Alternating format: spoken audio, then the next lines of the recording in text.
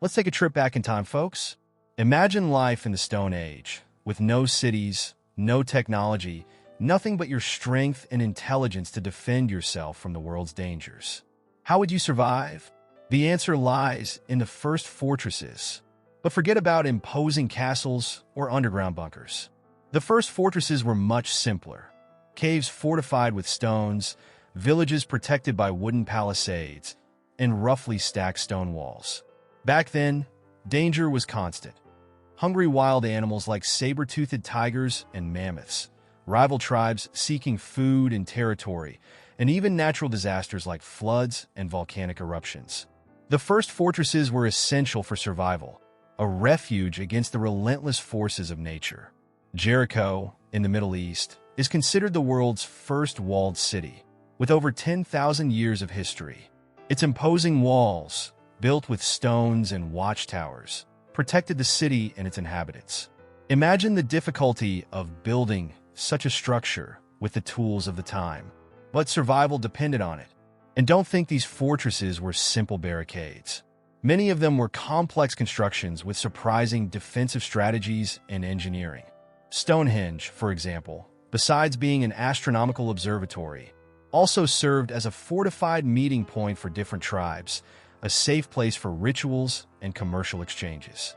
Over time, societies evolved, tools improved, threats became more complex, and fortresses, well, they also had to evolve. From rough stone to the grandeur of castles, the journey of fortification was just beginning. The era of castles, majesty, and power. With the advancement of civilization, simple palisades and stone walls were no longer sufficient. New threats emerged, organized armies, and weapons became more lethal. It was time for castles to take the stage. The Middle Ages were the golden era of these imposing fortresses, symbols of power and resistance.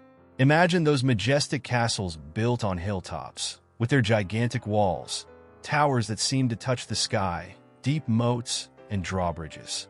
They were not just defensive constructions, but true works of art in medieval architecture, expressing the wealth and power of feudal lords. But don't be fooled by their imposing beauty.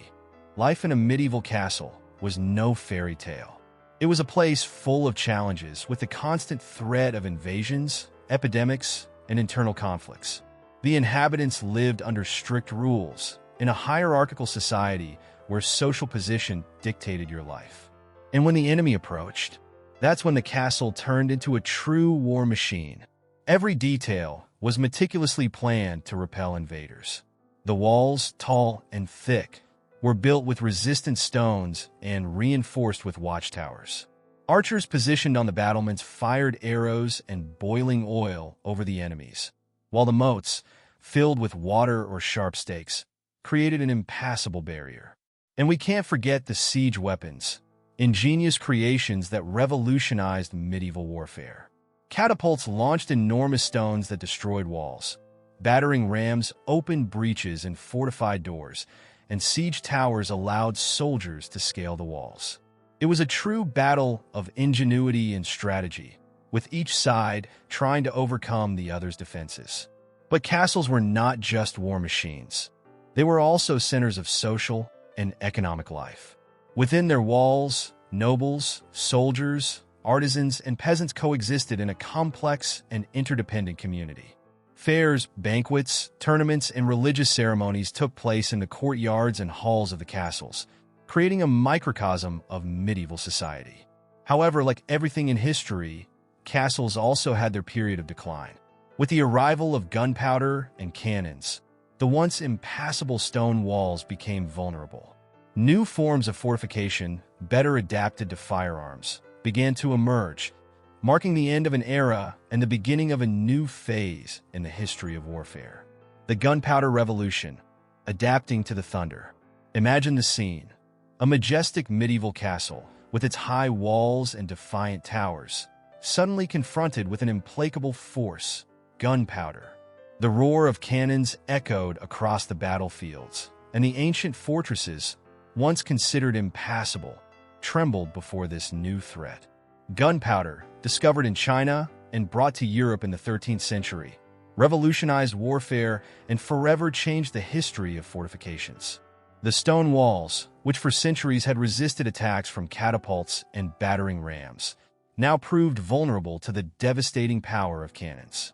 But the need for protection and defense is inherent to humanity, and the response to this new threat was not long in coming. Star fortresses emerged, an innovation in military architecture designed to withstand the power of gunpowder. With their angles and bastions, these fortresses deflected cannonballs and allowed devastating crossfire over the enemies. And who was the great master of this new form of fortification? Sébastien Le Prestre de Vauban, a genius of military engineering who served King Louis XIV of France. Vauban designed more than 300 fortifications and perfected siege techniques, becoming a legend in the military world.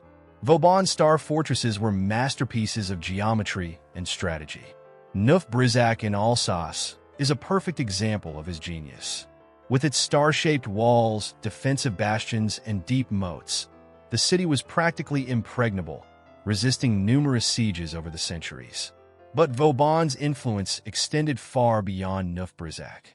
He fortified cities throughout France, built new fortresses, and modernized existing ones, creating a defensive system that protected the country for generations. His legacy spread across Europe, inspiring the construction of star fortresses in various countries. The gunpowder revolution was not limited to defense alone. Siege weapons also evolved with the development of more powerful cannons, mortars, and other firearms. Armies became more efficient in besieging and conquering fortresses, developing new tactics and strategies. However, the history of fortresses is a constant arms race, an eternal struggle between attack and defense. The star fortresses, once considered invincible, began to show their weaknesses in the face of advancing military technology.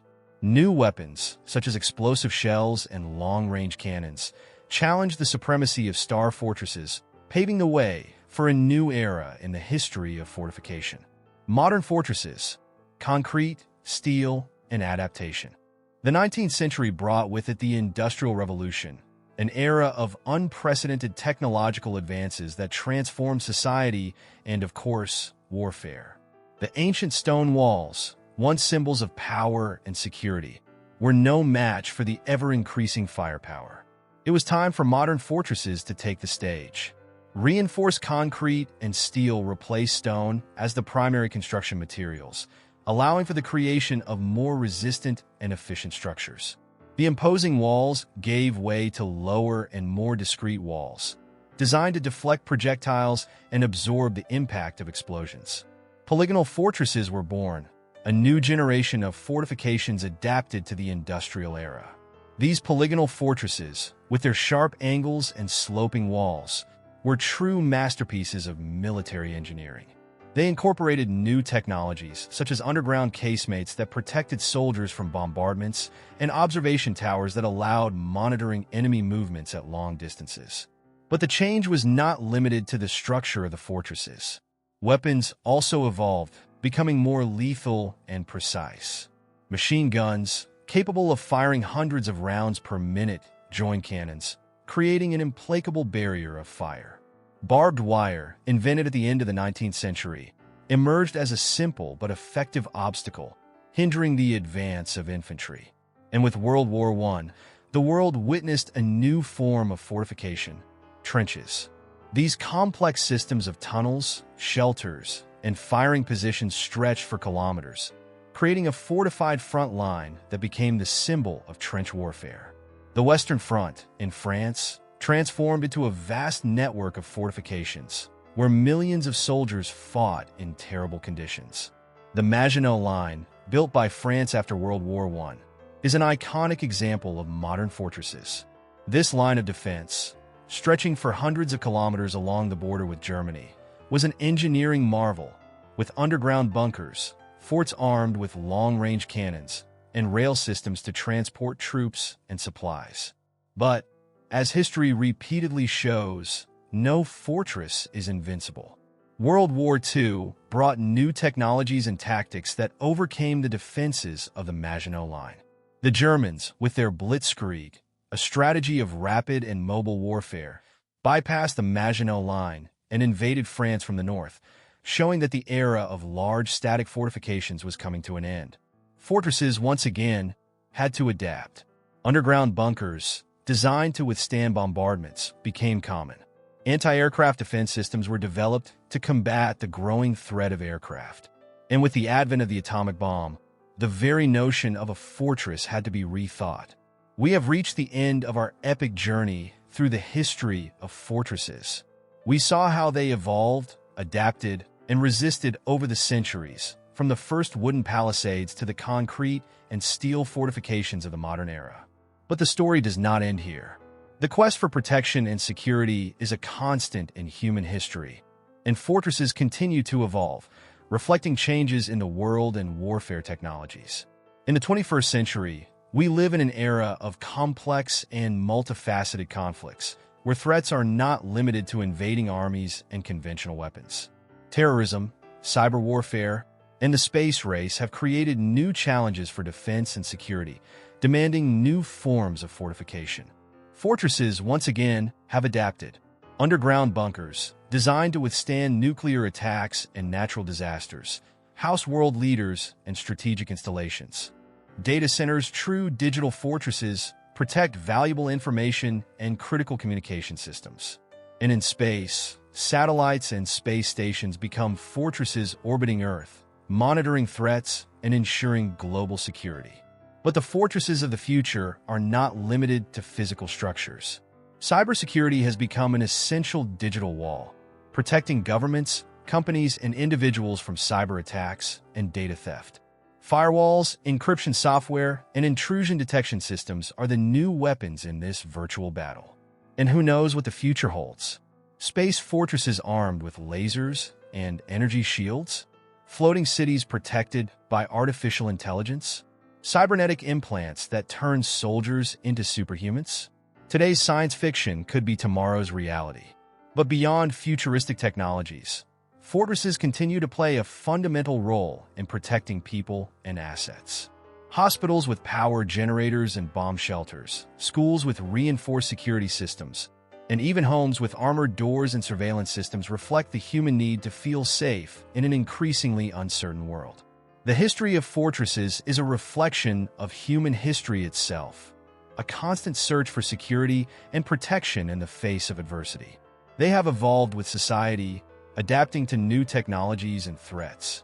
And as long as there is danger and conflict, fortresses will continue to play a vital role in protecting humanity. And you, what do you think? What will the fortresses of the future be like? Share your ideas in the comments. And don't forget to subscribe to the channel for more incredible videos about history, architecture, and curiosities.